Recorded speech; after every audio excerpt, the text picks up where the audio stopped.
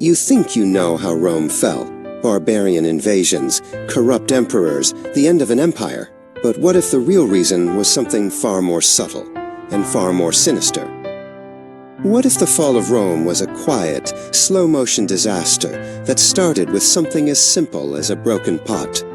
The story you're about to hear isn't about swords and shields or grand battles.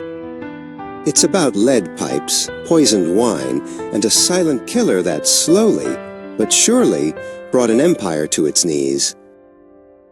For centuries, we've been told the same story about Rome's end. The year is 476 AD.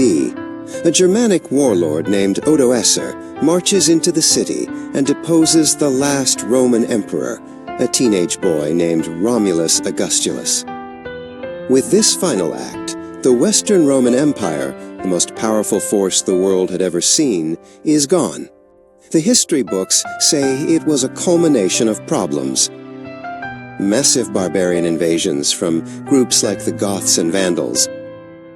Political instability with dozens of emperors in a single century, many of whom were assassinated. A massive, unmanageable empire that was simply too big to govern. And all of this is true. But it's only half the story. The official collapse in 476 AD was just the final nail in the coffin. The patient had been sick for centuries. The real question is, what was the disease? What was the deeper rot that made the empire so vulnerable? To find the answer, let's rewind a few hundred years, back to the golden age of the Roman Empire. This was a civilization that built incredible things. They built aqueducts that carried fresh water for miles, huge public baths that were marvels of engineering, and beautiful villas with intricate mosaics. They were, in many ways, an ancient society that lived a life of luxury and technological advancement. But hidden within this engineering brilliance was a toxic secret: lead. The Romans used lead everywhere because it was cheap, easy to work with, and incredibly versatile. They used it to make coins, jewelry, and even paint. But its most dangerous use of all was in their plumbing. The word plumbing even comes from the Latin word for lead, plumbum. They used lead pipes to transport water to their cities and homes. And while the water itself was clean, it slowly picked up trace amounts of lead from the pipes. The amount was small, but over time it added up. And it gets worse. The Romans absolutely loved their wine. To make it sweeter and to help preserve it, they would boil it down in lead pots to create a sweet syrup called sapa. This was a massive, concentrated source of lead poisoning. Imagine this. A daily habit for the wealthy was drinking a glass of wine that was essentially laced with a slow-acting poison. So, what did all this lead do to the human body? Lead poisoning is a terrible thing. We know today that it's a neurotoxin that can cause major health problems, even in small amounts. It builds up in your bones, slowly attacking your nervous system and your organs. Back then, they didn't have a name for it, but they certainly saw the effects. First, there was a physical decline. It caused painful gout, debilitating stomach pain, and crippling joint issues. Archaeologists who have studied Roman bones have found signs of severe lead buildup, confirming that this was a widespread problem. Second, and perhaps more importantly, lead affects the brain. It causes irritability, memory loss, and irrational behavior. It's a slow-acting poison that could easily make someone feel paranoid or mentally unstable. Now think about who was most affected. The rich. The people who lived in villas with elaborate lead plumbing and who drank the most sapa-sweetened wine. These were the very people in charge of the empire, the senators, the generals, the emperors themselves. So could this constant, low-level poisoning have contributed to the erratic behavior of some of Rome's most famous rulers, like Nero or Caligula? It's a compelling and chilling theory. The silent poison wasn't the only internal problem. The Roman economy was, in many ways, a ticking time bomb. It was built on slavery, which made manual labor incredibly cheap. So cheap, in fact, that the Romans had little to no incentive to innovate. Why build a complex machine to do a job that a dozen slaves could do for free? This lack of new technology meant the Roman economy was stagnant. They couldn't keep up with new ideas and new ways of doing things. And when they expanded, they needed to feed their huge armies and cities. This led to massive deforestation. They would clear-cut vast, beautiful forests for wood, a resource needed for building, heating, and smelting metals. This, in turn, led to soil erosion and desertification, turning once fertile land into useless wasteland.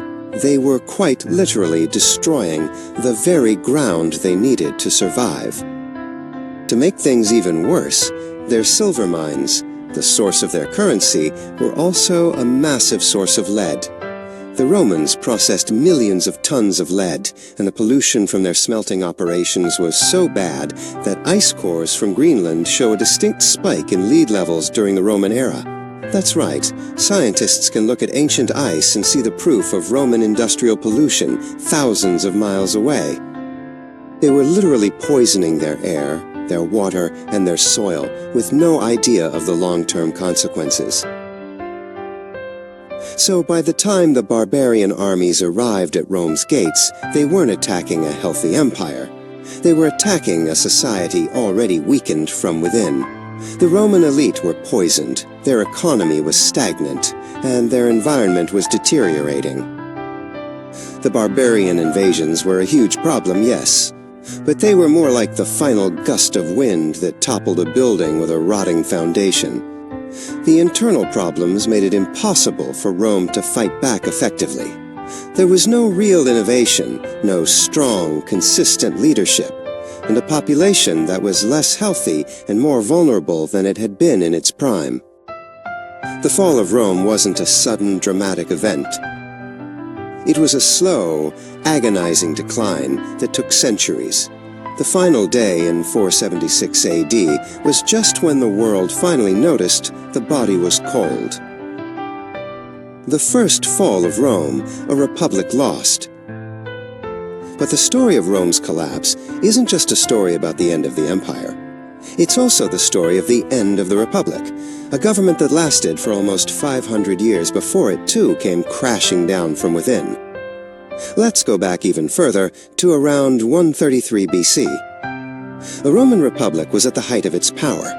Its armies had conquered vast territories, from Spain to Greece, and brought home immense wealth. But this success, this very power, became its undoing. The wealth from conquest didn't benefit everyone.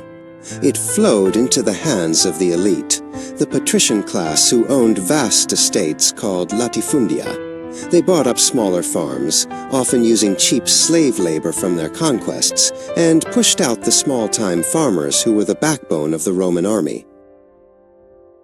These displaced farmers had nowhere to go but the city of Rome, where they swelled the ranks of the urban poor. They became a massive, unemployed, and increasingly angry population with no land, no voice, and nothing to lose. This created a massive divide between the rich and the poor, and it broke the most fundamental part of the Roman system, the citizen soldier. The Roman army was traditionally made up of men who owned property, but with the farmers losing their land, there were fewer and fewer qualified soldiers. A general named Gaius Marius saw this problem and came up with a solution that changed everything. He opened the army to the landless poor, offering them pay, plunder, and the promise of land after their service. This was brilliant, in a way. It solved the manpower problem, but it had a devastating consequence. The soldiers' loyalty shifted from the state, from the Republic, to their general. They were no longer fighting for Rome, they were fighting for Marius. This set the stage for a new kind of power struggle. Generals like Sulla, Pompey, and Caesar, who had their own private armies, could now use their soldiers as political pawns. They no longer had to follow the rules of the Senate. They could simply march their armies into Rome and seize power by force. This is exactly what happened with Julius Caesar. He was a brilliant general who conquered Gaul and had an army fanatically loyal to him. The Senate, afraid of his power, ordered him to disband his army. Caesar refused. He famously crossed the Rubicon River, an act of treason that meant civil war, and marched on Rome, declaring, "The die is cast." The Republic collapsed into a series of brutal civil wars. By the time Caesar's adopted son, Octavian, finally took power, the Roman people were exhausted. They were tired of the constant fighting, the political assassinations, and the chaos. They were willing to trade their freedom for peace. And so, the Roman Republic died not from a foreign invasion, but from a fatal combination of economic inequality and political corruption. It was replaced by the Roman Empire, ruled by a single man.